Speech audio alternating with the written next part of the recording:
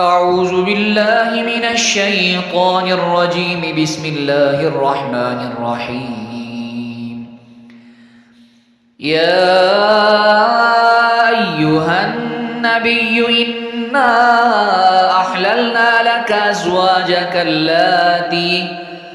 أزواجك اللاتي آتيت أجورهن وما ملكت يمينك مما أفاء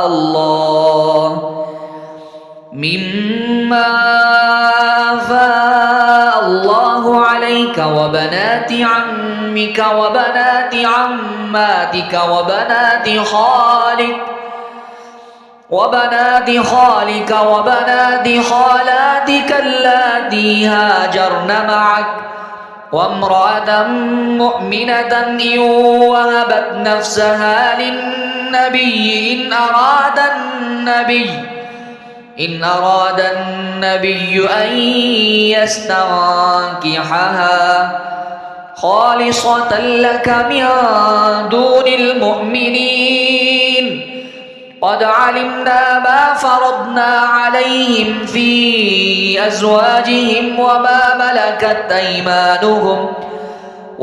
ملكت أيمانهم لكي لا يكون عليك حرج، وكان الله غفورا رحيما.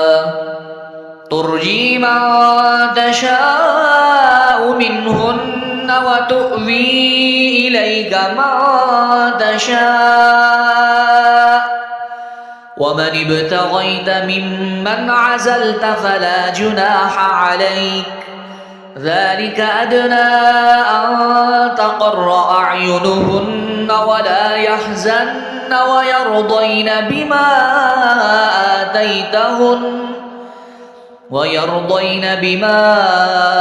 آتيتهن كلهن، والله يعلم ما في قلوبكم، وكان الله عليما حليما.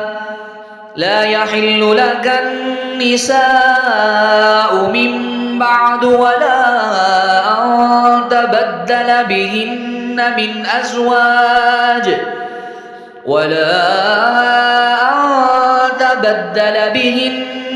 أزواج ولو أعجبك حسنهن إلا ما ملكت يمينك، وكان الله على كل شيء رقيبا.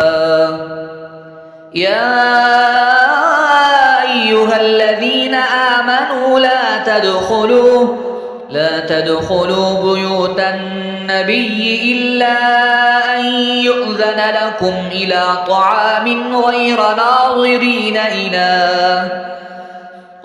ناظرين إناه، ولكن إذا دعيتم فادخلوا، فإذا طعمتم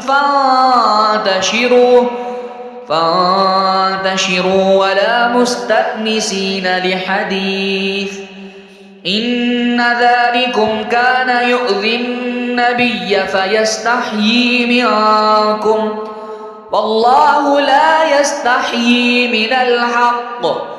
وإذا سألتموهن متاعا فاسألوهن من وراء حجاب، ذلكم أطهر لقلوبكم وقلوبهن.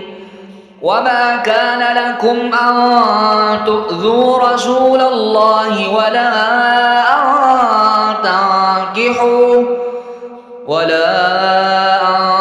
تنكحوا أزواجه من بعده أبدا، إن ذلكم كان عند الله عظيما.